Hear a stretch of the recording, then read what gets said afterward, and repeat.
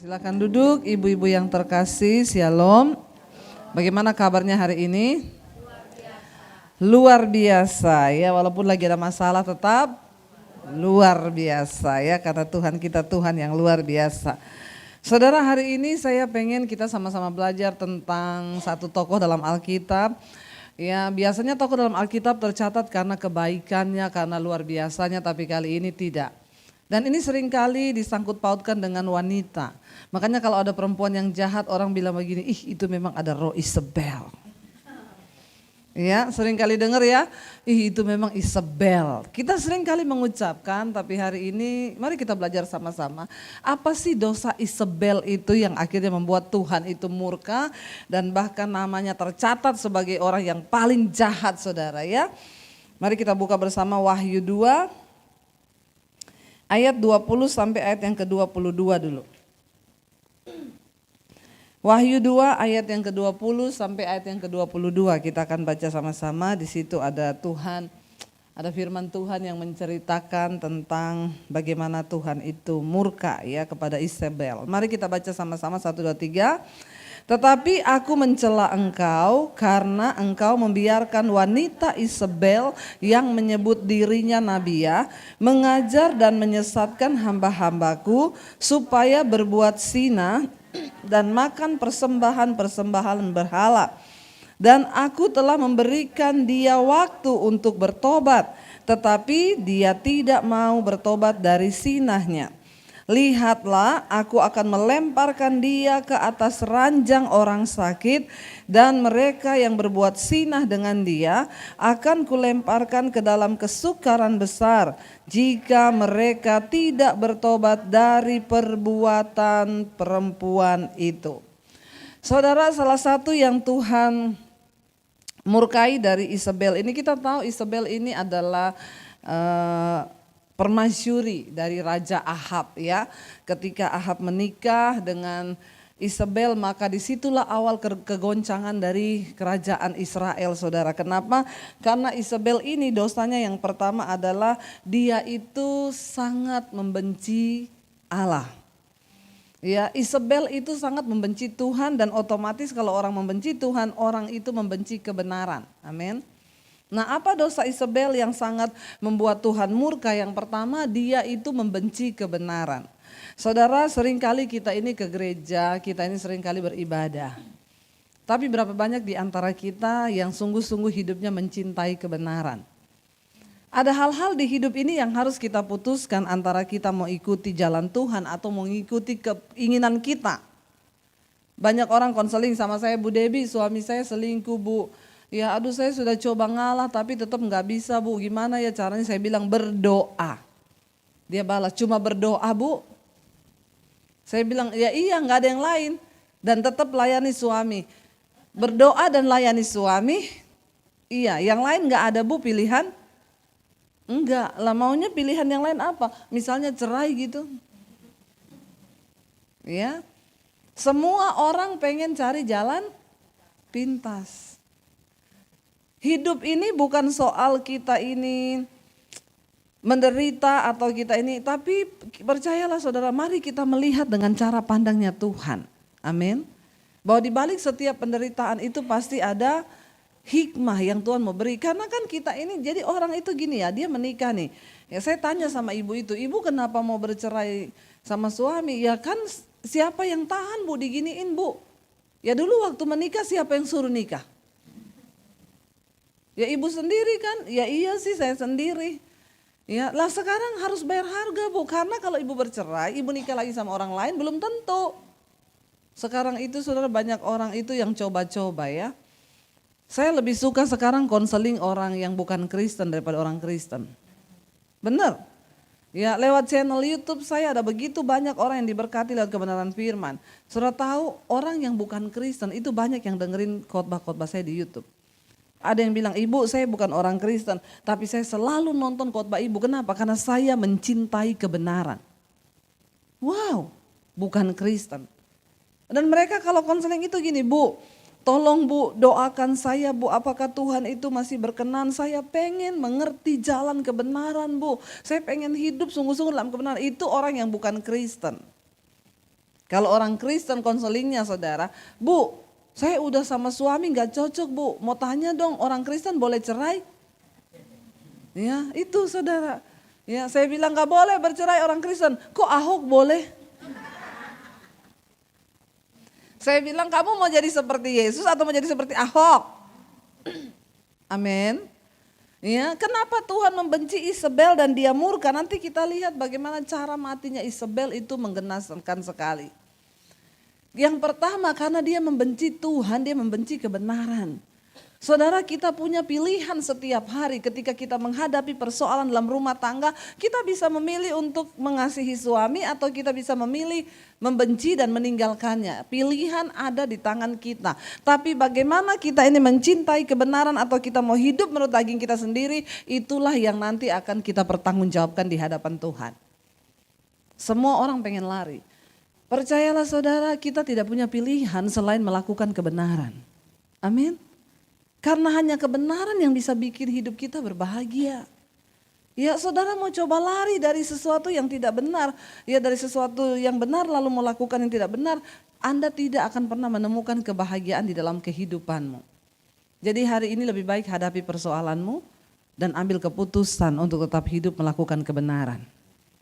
Ya, tapi suami saya itu bejat banget Bu. Tidak peduli berdoa. Enggak ada pilihan lain? Enggak. Ya, masa saya nggak bisa tinggalin dia gini. Kemarin tuh saudara ada satu wanita konseling sama saya, Bu. Saya menikah dengan seorang pria yang tidak beriman.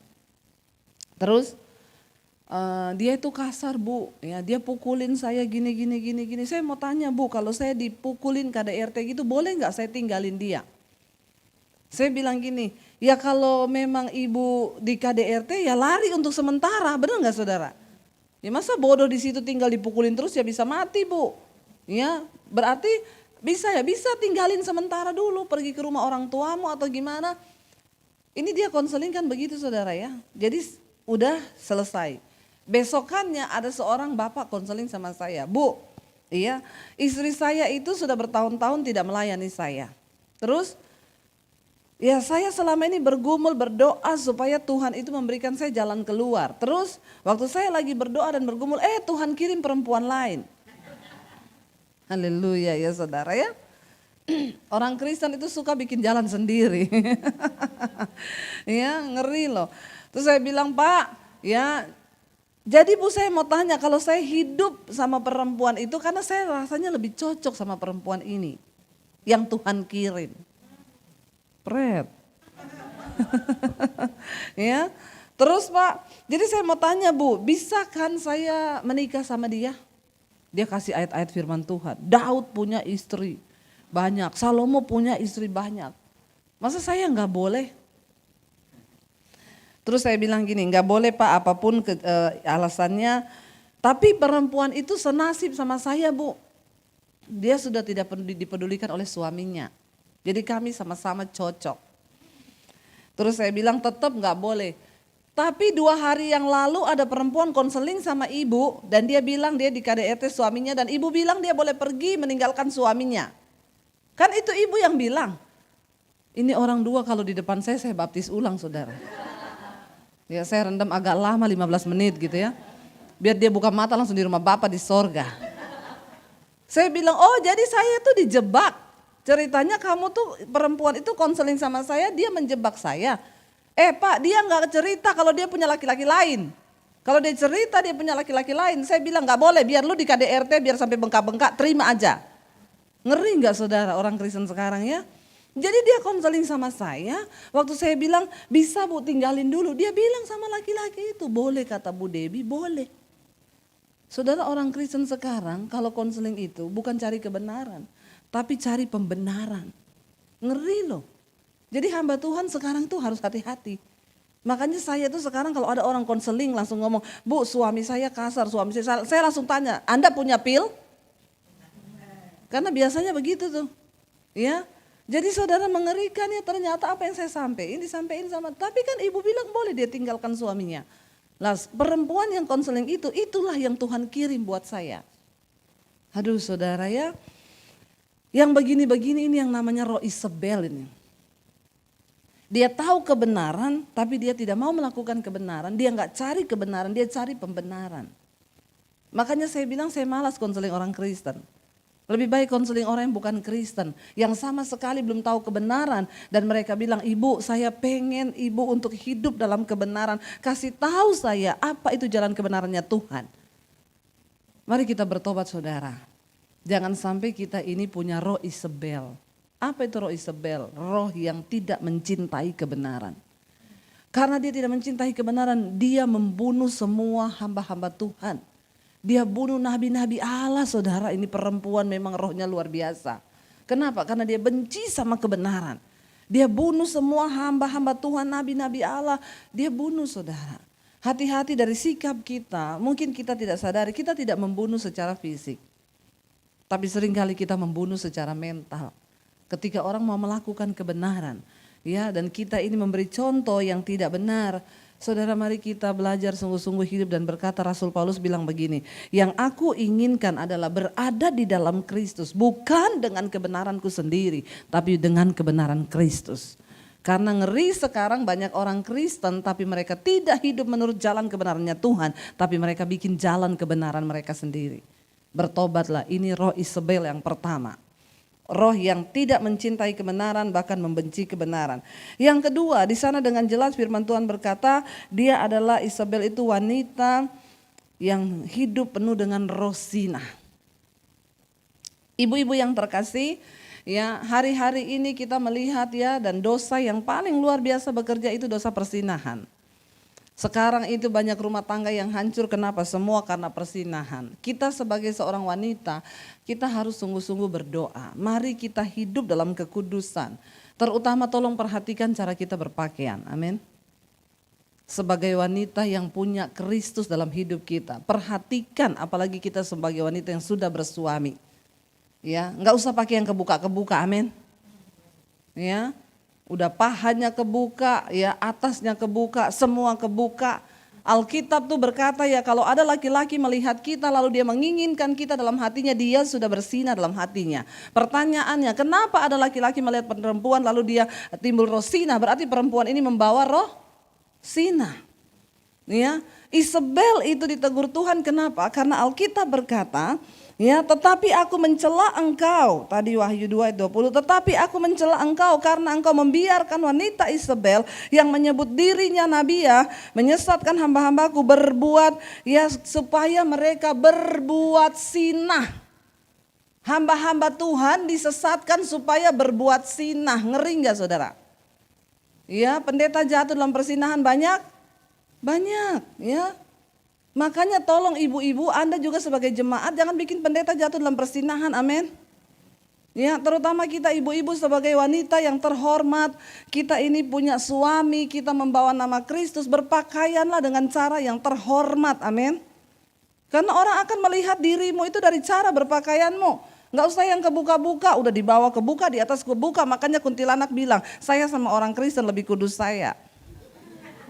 Baju saya panjang sampai di bawah, bolongannya cuma satu di belakang. Orang Kristen zaman now udah bajunya pendek, bolong di mana-mana. Jadi kata kuntilanak, Eke bingung, yang setan Eke apa ye? Sampai kuntilanak sudah tidak muncul sekarang. Kenapa? Ya yang begini-begini nih saudara, kan belum yang namanya pelakor. Ya di mana-mana itu saudara. Aduh, kita berdoa ya saudara, sebagai wanita Kristen kita harus menjadi teladan buat anak-anak kita. Coba gak usah muluk-muluk bicara tentang zina dari cara kita berpakaian. Tanpa kita sadari ternyata roh Isabel ini masuk ke dalam gereja. Ya, bukan cuma hal dalam membunuh atau apa, enggak. Roh persinahan itu kuat sekali dalam diri Isabel. Makanya Tuhan mengutuk Isabel ini saudara. Ya, saya berdoa supaya kita ini menyadari, Alkitab berkata, tidak tahukah engkau bahwa tubuhmu itu adalah bait Allah, bait Roh Kudus. Amin saudara. Ya, bukan yang untuk kita pertontonkan. Ya, bolehlah ibu-ibu nge-gym, jaga kesehatan boleh, tapi bukan untuk dipertontonkan, itu anggota tubuhmu. Amin. Kita berdoa supaya lihat hidup kita sebagai wanita terhormat. Ya, apalagi ke gereja udah pakai rok mini, saudara, pangku kaki, duduk di depan lagi.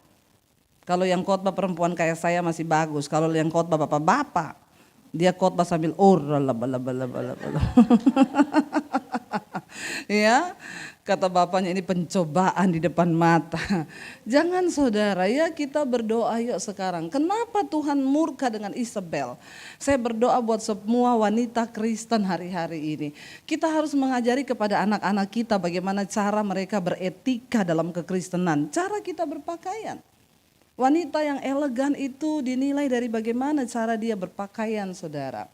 Ya, saya itu sedih melihat sekarang itu di mall ibu-ibu ya. Aduh saudara ya, udah pakai celana pendek segini saudara, udah kelihatan kemana-mana, pakai kalung salib lagi. Bikin malu nggak itu ya? Rasanya kalau ada kolam di situ mau saya baptis ulang. Kita rendam agak lama. Berapa? 15 menit. Supaya dia buka mata langsung di rumah Bapa di sorga. Jadi saudara ya, kita itu lihat sekarang ini ya keadaan zaman saudara ya. Ya banyak hal yang berubah, boleh ikuti tren tapi tetap jaga kekudusan, amin. Ya janganlah berpakaian yang tidak pantas, bahkan kalau kita lihat ada teman kita yang seperti itu, mari kita tegur dia. Kenapa laki-laki di luar sana menurut survei loh kesehatan, setiap 3 menit laki-laki itu pikirannya seks. Saudara bisa bayangkan setiap 3 menit ya, ada laki-laki di sini. Ya. Ya. Jadi saudara bisa bayangkan ya bagaimana kita ini berdoa untuk menjaga para laki-laki itu ya, supaya ya kita lah para wanita ingat aja baik-baik, Yesus berkata ya kalau ada laki-laki melihat perempuan lalu dia tertarik lalu dia jatuh dalam hatinya, itu dia sudah berzina. Saya berdoa supaya kita menjadi wanita-wanita tidak membawa roh Isabel, roh sinah dari cara kita berpakaian. Karena sekarang yang namanya perselingkuhan itu bukan hanya terjadi di kalangan suami-suami, tapi ibu-ibu juga banyak sekarang yang jatuh dalam perselingkuhan dan kenajisan. Mari kita berhenti saudara, kita buang semuanya itu supaya hidup kita ini dimerdekakan. Yang ketiga saudara, dosa apa yang sangat dibenci oleh Tuhan dalam diri Isabel ini? Ya, Isabel ini mempengaruhi suaminya untuk ikut melakukan yang jahat. Saudara, kita ini ditempatkan sebagai penolong di samping suami. Jadi saya mau bilang semua kita para wanita di sini sebenarnya kita punya kekuatan untuk mempengaruhi suami. Katakan amin. Ya, kita punya itu. Wanita itu sebenarnya diciptakan Tuhan luar biasa. Kenapa Tuhan berkata, aku menempatkan di sampingmu seorang penolong. Ya, kenapa kita dikatakan penolong? Karena memang kita ini lebih kuat daripada laki-laki. Maaf ya laki-laki yang ada di sini. Ya, laki-laki itu terlihat perkasa tapi sesungguhnya mereka lemah. Kenapa Tuhan tempatkan wanita di sampingnya untuk menjadi penolong? Karena kita ini sebenarnya lebih kuat, dan dengar baik-baik setiap wanita yang ada di sini, kita ini diberikan kuasa untuk bisa mempengaruhi suami kita. Tapi mempengaruhi ke arah yang mana? Ya, dari awal pertama kali Tuhan tempatkan wanita di samping Adam. Tuhan bilang, Adam, tidak baik kalau engkau seorang diri, aku tempatkan seorang penolong di sampingmu. Lalu Adam berkata, terima kasih Tuhan. Waktu dia bangun dia lihat ada wanita di sampingnya, dia bilang, wow, inilah tulang dari tulangku, daging dari dagingku. Waktu Hawa bujuk dia berdosa, lihat, pertama kali jatuh saja Adam itu digoda oleh Hawa. Ya, Hawa digoda oleh iblis pada waktu itu, lalu Hawa memakai kuasa yang Tuhan berikan kepadanya. Kuasa untuk mempengaruhi laki-laki itu dipakai oleh Hawa untuk hal yang berbau dosa. Makanya kita ini seringkali dikatakan itu wanita penggoda. Kayaknya jarang pria penggoda. Karena yang bisa menggoda itu memang perempuan. Kita punya kuasa untuk menggoda laki-laki. Ya, lalu ketika akhirnya Hawa membujuk Adam untuk memakan buah itu, lalu Tuhan datang, ya Tuhan tanya, Adam apa yang engkau lakukan? Tadi Adam berkata, inilah tulang dari tulangku. Begitu Tuhan datang dan bertanya, apa yang sudah engkau lakukan? Adam bilang apa? Perempuan yang kau tempatkan di sampingku ini loh. Dia nggak ngomong lagi inilah daging dari dagingku. Ya, dia ngomong apa? Perempuan yang engkau taruh di sampingku ini yang bikin saya berdosa. Lihat dari pertama kali kejatuhan manusia itu karena kita punya kuasa untuk mempengaruhi laki-laki. Isabel adalah seorang wanita, rajanya itu, suaminya itu raja Ahab yang harusnya memerintah bangsa. Kenapa bangsa itu bisa jatuh? Karena sebenarnya suaminya itu cuma boneka. Tapi Isabel yang memerintah, yang melakukan semua keputusan di atas bangsa itu, saudara, dan semua keputusannya jahat karena dia tidak mencintai kebenaran. Dia pengaruhin suaminya. Ibu-ibu, kalau suami lagi berselisih paham dengan keluarganya atau apa, lalu dia mungkin cerita, saya tuh tadi males sih sama koko saya tuh dia telepon gini. Kita sebagai seorang wanita, ya tolong pengaruhi dia. Saya Tuhan bilang lepaskan pengampunan. Ya, coba berpikir dengan kepala yang dingin, pasti semua ada hikmahnya.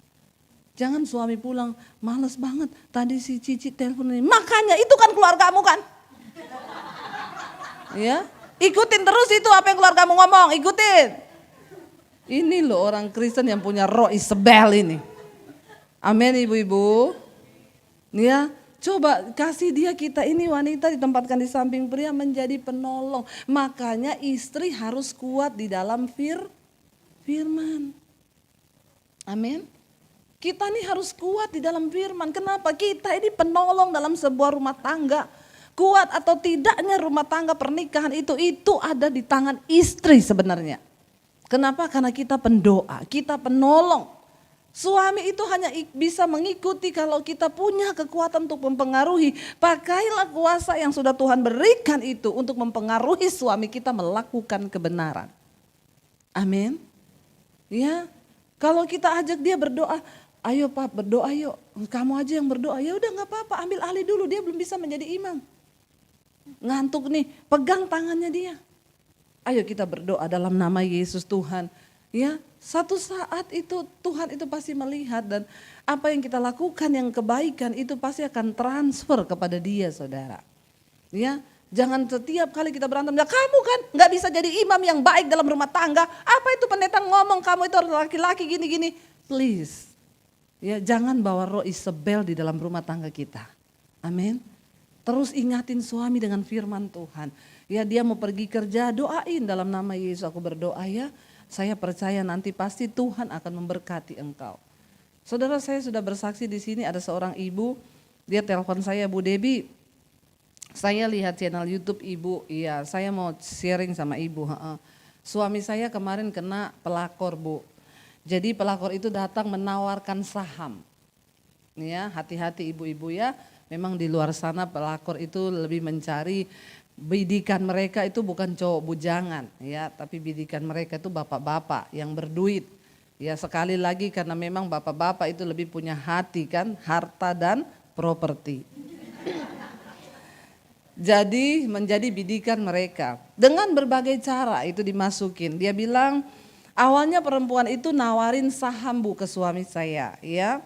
Dia telepon, Pak saya dari ini bisa ketemu gini. Akhirnya karena tiap hari menggoda, suaminya kasih waktu ketemu lah. Nggak tahu ketemu di mana. Waktu ketemu sekali kayaknya suaminya dikenain mantra. Sekarang itu mereka bekerja pakai kuasa gelap. Saya nonton tayangannya Tony Daud, itu dia dulu dukun kan saudara. Dia bilang mantra itu bisa kena dalam pasangan suami istri yang tidak harmonis. Ya, jadi jaga rumah tangga kita tetap harmonis. Kenapa Yesus berkata jangan tidur sebelum padam amarahmu. Sebelum matahari terbenam engkau harus bereskan amarahmu. Karena mantra kuasa gelap itu bekerja di waktu malam. Jadi engkau harus tidur dalam keadaan jiwa yang bersih, lepaskan semua pengampunan, jangan bawa amarah di tempat tidurmu. Ya, jaga keharmonisan rumah tangga kita karena setan bekerja waktu kita buka celah. Itu cepat sekali masuk.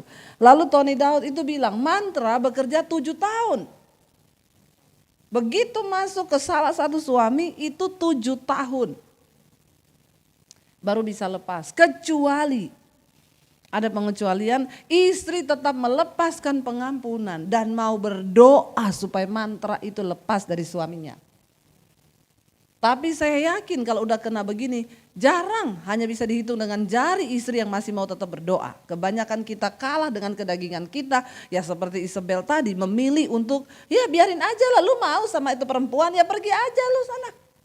Ya, siapa yang mau berdoa ataupun kita tetap terima karena dia punya duit, kita nggak bisa apa-apa, tapi di hati kita pahit, Tuhan cabut saja nyawanya dia. Nah, itu bahaya. Ya. Lalu saudara, ibu itu cerita sama saya, Bu, kayaknya dia kena guna-guna atau mantra, saya nggak tahu. Uangnya udah habis miliar buat itu perempuan. Dan itu perempuan nggak lebih cantik dari istrinya. Lalu saya bilang tetap berdoa, Bu. Iya, saya tetap berdoa, Bu. Ya, untung istrinya ini kuat saudara di dalam doa. Saya tetap berdoa buat suami saya. Tiap jam 2 malam dia bangun berdoa buat suami. Jam 2 malam dia bangun, dia bersyafaat, dia bahasa roh buat suaminya. Segala mantra-mantra itu aku putuskan dalam nama Yesus. Waktu dia berdoa, saudara, suaminya udah jarang pulang. Ya. Dan orang kalau kena mantra itu, saya hari-hari ini konseling banyak sekali orang, lupa istri, lupa anak. Benar-benar udah kayak semua yang konseling sama saya, Bu, suami saya berubah, saya kayak gak kenal dia, udah kayak orang lain. Itu tanda-tanda suami yang kena mantra. Kayak lupa ingatan, gak ingat istri, gak ingat anak, gak ingat pulang. Dan kalau ditegur istri makin marah, dia makin marah. Semakin istrinya marah sama suami, mantra itu semakin masuk. Itu cara kerjanya setan. Karena setan bekerja itu butuh nutrisi. Nutrisinya apa? Kepahitan, sakit hati, kebencian. Makanya Yesus bilang kita harus beres. Amin. Supaya nggak ada tempat buat setan dalam hidup kita. Lalu dia berdoa, terus dia berdoa saudara. Makin suaminya nggak pulang, dia makin terus berdoa. Satu kali dia telepon saya, Bu, saya tiap malam berdoa kan jam 2 malam buat dia. Tapi saya bingung, Bu, akhir-akhir ini itu rumah saya didatangi pocong. Pocongan keliling-keliling di taman rumah saya. Jadi rumahnya itu yang bagian bawah itu kaca, semua di luar itu taman. Bukan cuma dia yang lihat, sopir, pembantu lihat pocongan saudara, lompat-lompat. Saya bilang ibu gak usah takut, itu cuma setan biasa-biasa itu yang kayak begitu. Setan yang paling menakutkan tuh kebencian, iri hati, dengki, itu setan yang pangkatnya jenderal. Kalau cuma pocongan kuntilanak lewat tuh mah kerucuk-kerucuknya gak ada apa-apanya, gak usah takut. Iya Bu, saya memberanikan diri. Dia doa terus, satu kali dia WA saya, Bu, pocongannya masuk rumah. Ya, ini benar-benar loh saudara ya, yang benar-benar kisah yang saya tangani gitu ya. Pocongannya masuk rumah, jangan takut Bu, iya. Berikutnya lagi, Bu, pocongannya naik ke kamar saya. Ya. Tapi dia udah bilang, ya itu saya selalu bilang, itu bukan setan yang sesungguhnya, jangan takut, itu iblis cuma menakut-nakuti. Sampai akhirnya itu pocongan masuk kamarnya dia, berdiri di sampingnya dia lagi berdoa. Tapi dia bilang, saya gak takut Bu, saya tengking hilang. Ya hilang. Saya bilang berarti setannya udah mulai panas. Karena istrinya gak benci suaminya tapi dia menangis dan lepaskan pengampunan. Dia terus berdoa buat suaminya, Satu kali dia bilang sama saya, Bu, ajaib loh, suaminya pulang jam 3 pagi, gedor-gedor rumah, gedor pintu kamar, suruh bukain, begitu dibuka, nangis tersungkur di bawah kakinya dia. Dia ngomong, sayang aku tahu kamu berdoa buat aku, say thank you kamu berdoa buat aku. Tahu gak tadi saya bangun, saya lihat perempuan di samping saya itu tidur, dia kayak mak lampir, nenek-nenek tua. Ya, dan saya ketakutan lari pulang, dia kasih HP-nya ke istrinya, nih kamu pegang HP-nya, saya gak mau ada hubungan apa-apa sama dia, please. Lalu istrinya berdoa sama Tuhan, dikasih tahu pasti ada barang-barang yang dia taruh di tempatnya suamimu. Dibongkar, saudara, ketemu di dalam satu pulpen itu ada keris kecil sekali dimasukin dalam pulpennya suaminya. Ya, saudara lihat setan itu bekerja sekarang luar biasa loh. Makanya kita wanita-wanita harus punya iman yang kuat. Akhir zaman ini setan berusaha memporak-porandakan rumah tangga. Ujung-ujungnya, buntut-buntutnya semua baliknya kemana? Uang. Ya emang para pelakor itu benar-benar cinta? Ya enggak lah. Lihat udah miliar-miliar saudara ditarik terus kerjasama sama dukun tuh. Dukun yang baca-baca. Tapi Alkitab berkata kuasa Tuhan tuh lebih besar dari segala kuasa yang ada dalam dunia ini. Tapi kita harus berjaga-jaga, jangan sampai tertipu. Kenapa? Karena kita punya keinginan daging. Makanya jaga keharmonisan rumah tangga. Amin. Alkitab berkata ibu-ibu istri kita ini seperti pokok anggur yang baik dalam rumah tangga. Biarlah kemanisan kita itu bisa dicicipin sama suami. Tolong layani suamimu dengan baik, amin. Bangun pagi, layani dia minum apa, mau minum jus, minum apa. Dari tanganmu, bukan dari tangan pembantu. Amin ibu-ibu. Yang amin cuma sedikit.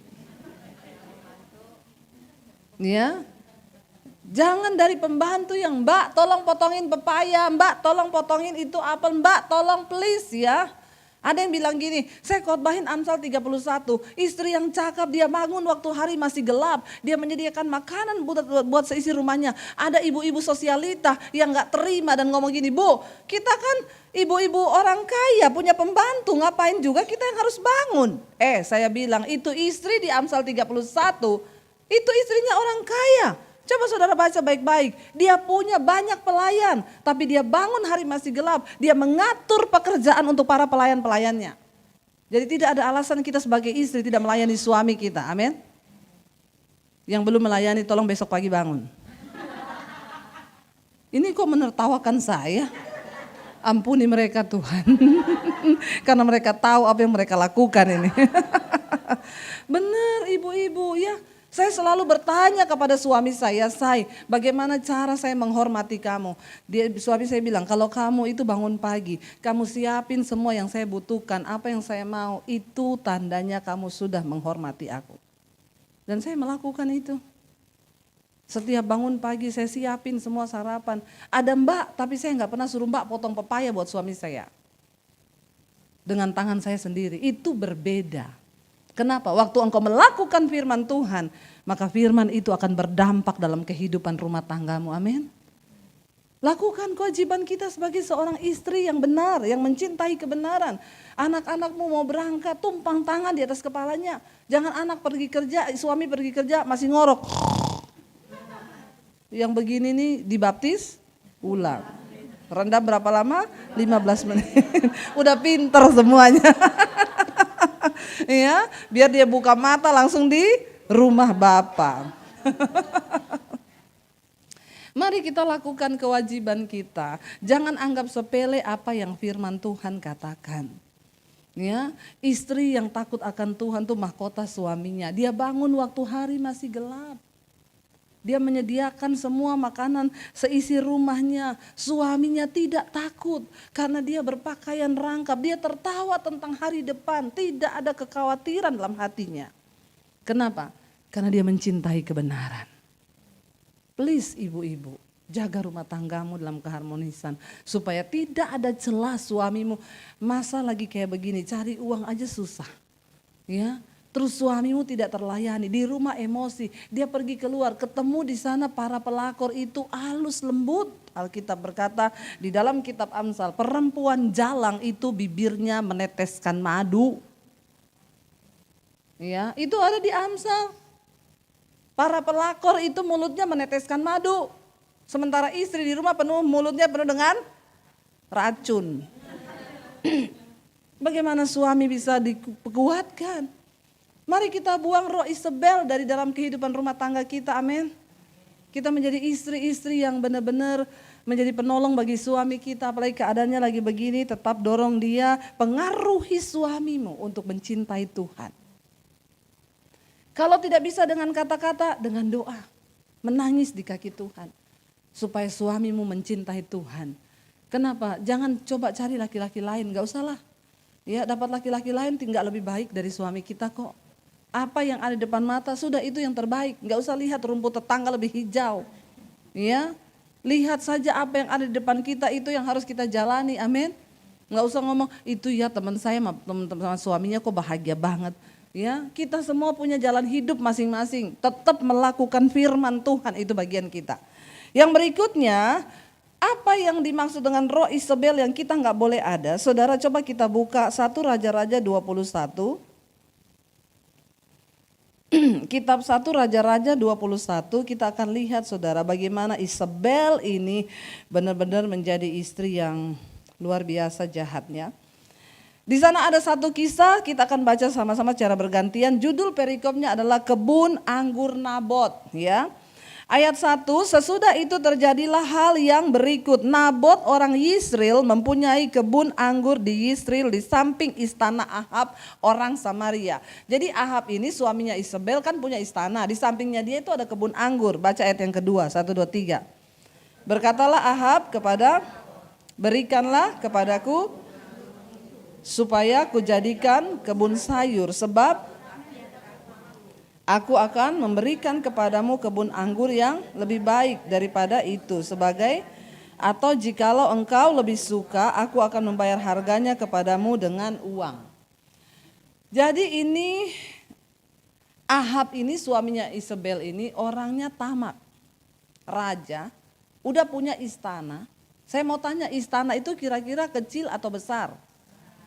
Namanya juga raja, rumah istananya pasti besar. Tapi dasar orangnya penuh dengan ketamakan, hatinya tidak pernah puas.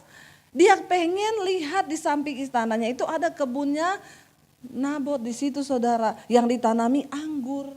Dia hatinya pengen. Kalau kita sebagai istri, ya, kira-kira suami kita, apalagi lihat ayat yang ketiga, jawab Nabot kepada Ahab, kiranya Tuhan menghindarkan aku daripada memberikan milik pusaka nenek moyangku kepadamu.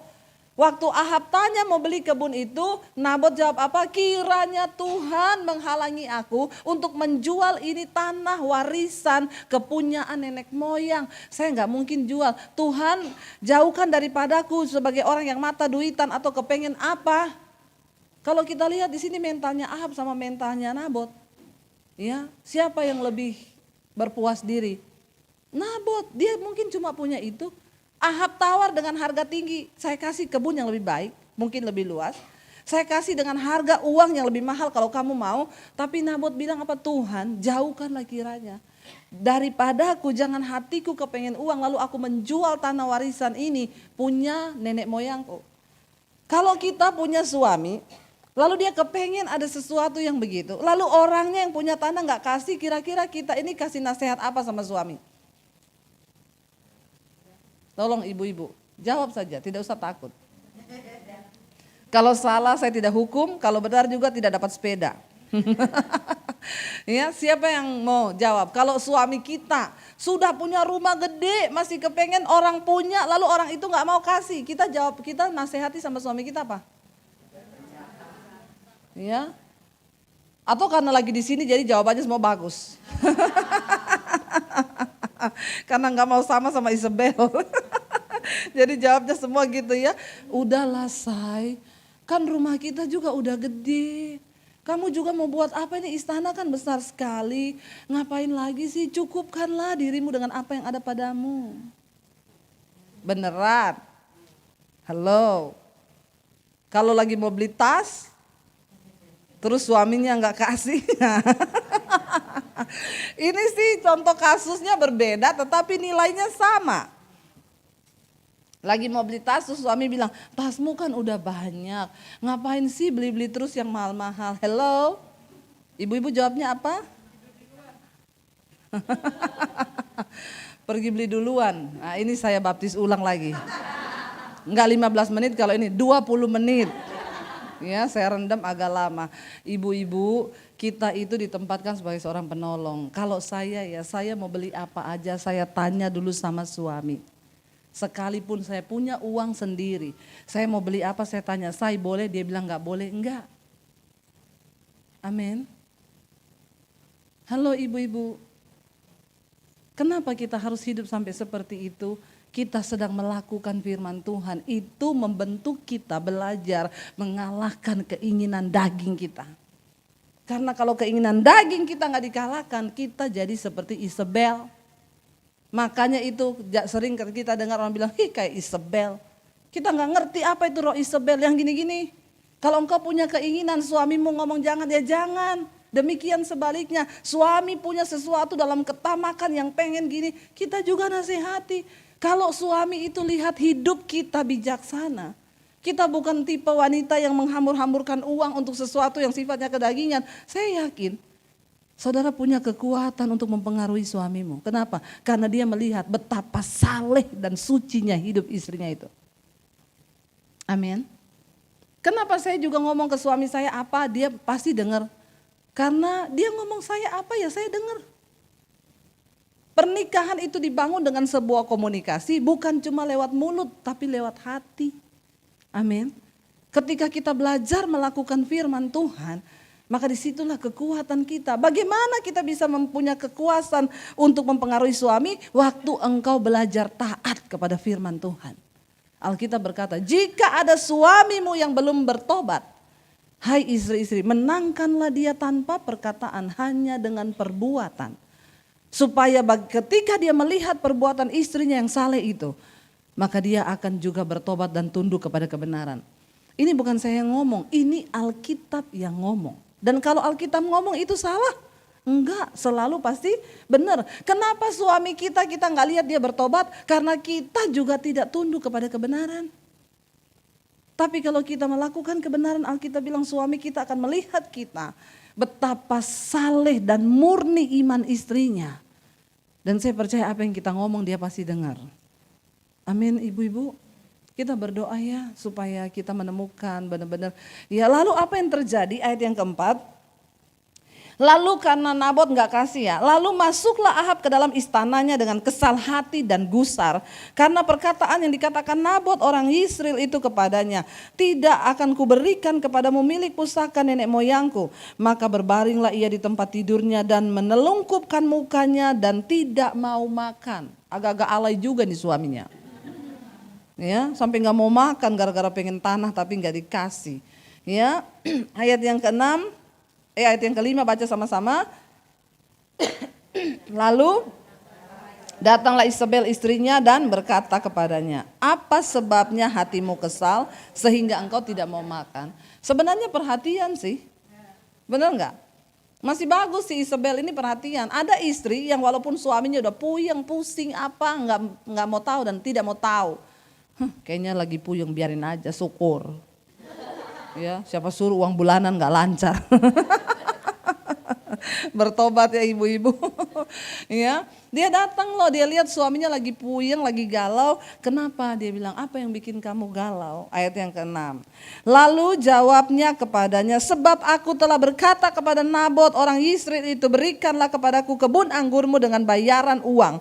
Atau jika engkau lebih suka, aku akan memberikan kebun anggur kepadamu sebagai gantinya. Tetapi sahutnya, tidak akan kuberikan kepadamu kebun anggur itu. Ayat 7.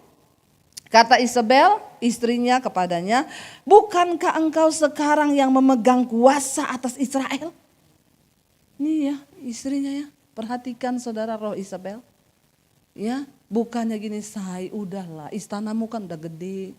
Ngapain lagi? Kalau ada ribut-ribut suami sama kakak-kakaknya itu loh. Masa saya disuruh tanda tangan tanah yang mau dijual, masa saya nggak dapat bagian? Kita istri ngomongnya apa? Saya nggak usah, warisan kita hanya dari Tuhan. Saya melakukan itu kepada suami saya, tanda tangan aja, nggak usah kepengen apa-apa. Waktu kita merelakan segalanya, maka Tuhan akan mewarisi sesuatu yang nilainya sampai pada kekekalan. Amin. Ya, kalau Isabel yang di sampingnya, jangan mau tanda tangan. Enak aja, lu minta dulu bagianmu dong. Enak saja mau tanda tangan, please deh saudara. Ya, please deh. Ya, orang yang hidup dalam kebenaran itu tidak akan pernah melihat kerugian. Lepaskan sesuatu yang benar. Ini Isabel ngomong apa? Waktu suaminya ngomong gitu, kata-katanya ini benar. Bagaikan pedang yang langsung menusuk kepada jiwa. Dia bangkitkan amarahnya suaminya. Kata Isabel istrinya kepadanya, bukankah engkau sekarang yang memegang kuasa atas Israel? Bangunlah, makanlah dan biarlah hatimu gembira. Aku akan memberikan kebun anggur Nabot orang Yisrael itu. Lihat ya, ini istri yang jahat sekali. Gak tahu dia punya rencana apa. Lalu Alkitab berkata, ayat yang ke-8. Kemudian ia menulis surat atas nama Ahab. Konon ini Isabel, dia bikin stempel sendiri. Yang suaminya gak tahu. Jadi semua keputusan yang dilakukan oleh anak buah suaminya itu dia yang tulis, tapi dia stempel atas namanya suaminya. Sudah sangat melanggar, saudara ya. Kemudian ia menulis surat atas nama Ahab, memateraikannya dengan materai raja, lalu mengirim surat itu kepada tua-tua dan pemuka-pemuka yang diam sekota dengan Nabot. Dalam surat itu ditulisnya demikian, maklumkanlah puasa dan suruhlah Nabot duduk paling depan di antara rakyat. Suruh jugalah 2 orang dursila duduk menghadapinya dan mereka harus naik saksi terhadap dia dengan mengatakan engkau telah mengutuk Allah dan raja. Sesudah itu dibawalah dia keluar dan dilemparilah dia dengan batu sampai mati. Ya, dia bikin pemutarbalikan fakta. Ya, dia suruh hakimi Nabot karena dia sudah menghina nama Allah dan raja. Saudara, semua kebohongan yang engkau buat hari-hari ini mungkin di depan manusia tidak ketahuan. Tapi ingat ada Tuhan yang melihat semua yang kita lakukan di bawah matahari ini. Alkitab berkata mata Tuhan menjelajah ke seluruh bumi melihat orang baik dan orang jahat. Dan satu saat kita semua harus memberikan pertanggungjawaban itu di hadapan Tuhan. Jangan sembunyikan sesuatu hari-hari ini. Sebagai suami istri kita semua harus terbuka. Dia bertindak atas nama suaminya. Dia bunuh Nabot, saudara. Cuma gara-gara perkara ketamakan hati suaminya yang dia turuti. Lalu orang sekotanya, yakni tua-tua dan pemuka-pemuka yang diam di kotanya itu melakukan seperti yang diperintahkan Isabel kepada mereka, seperti yang tertulis dalam surat yang dikirimnya kepada mereka. Mereka memaklumkan puasa dan menyuruh Nabot duduk paling depan di antara rakyat. Kemudian datanglah 2 orang, yakni orang-orang dursila itu, lalu duduk menghadap Nabot. Orang dursila itu naik saksi terhadap Nabot di depan rakyat, katanya Nabot telah mengutuk Allah dan raja. Sesudah itu mereka membawa dia keluar kota lalu melempari dia dengan batu sampai mati.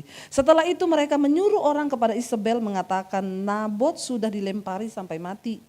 Segera sesudah Isabel mendengar bahwa Nabot sudah dilempari sampai mati, berkatalah Isabel kepada Ahab, bangunlah, ambillah kebun anggur Nabot. Jahatnya minta ampun, saudara. Orang Yisrael itu menjadi milikmu karena Nabot yang menolak memberikannya kepadamu dengan membayar uang sudah tidak hidup lagi, ia sudah mati.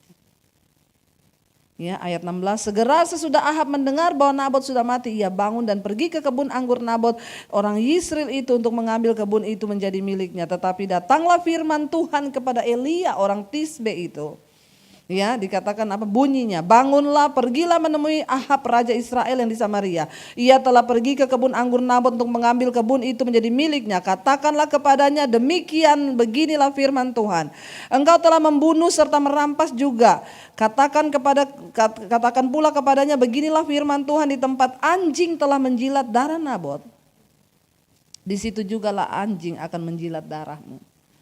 Kata Ahab kepada Elia, sekarang engkau mendapat aku, hai musuhku. Jawabnya, memang sekarang aku mendapat engkau karena engkau sudah memperbudak diri dengan melakukan apa yang jahat di mata Tuhan.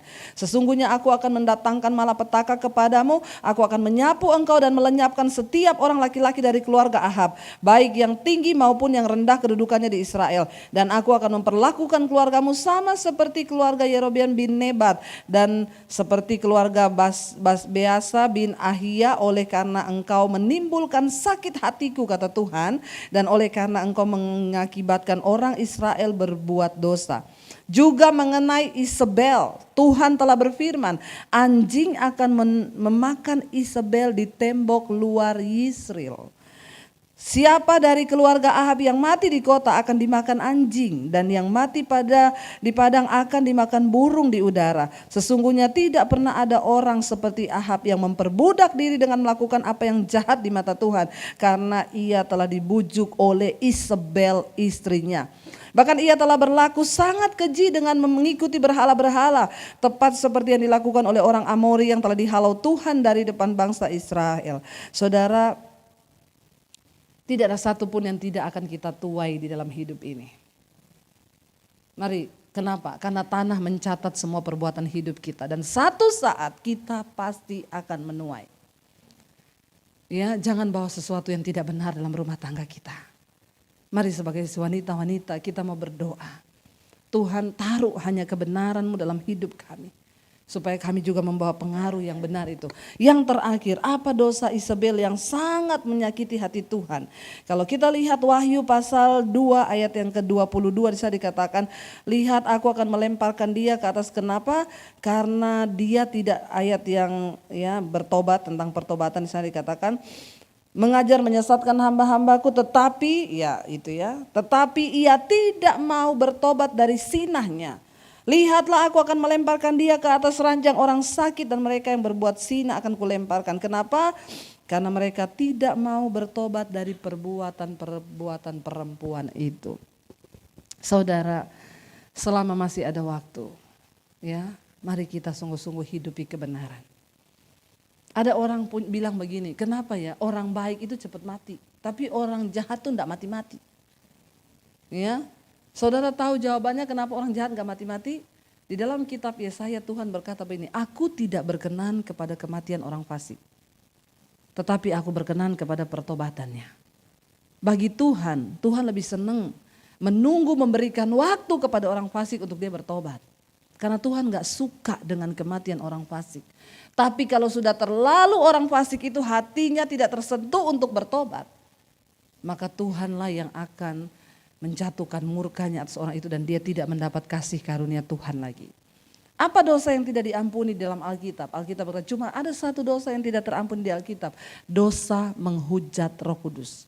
Apa itu dosa menghujat Roh Kudus? Bukan waktu kita bilang apa itu Roh Kudus? Bukan. Bukan.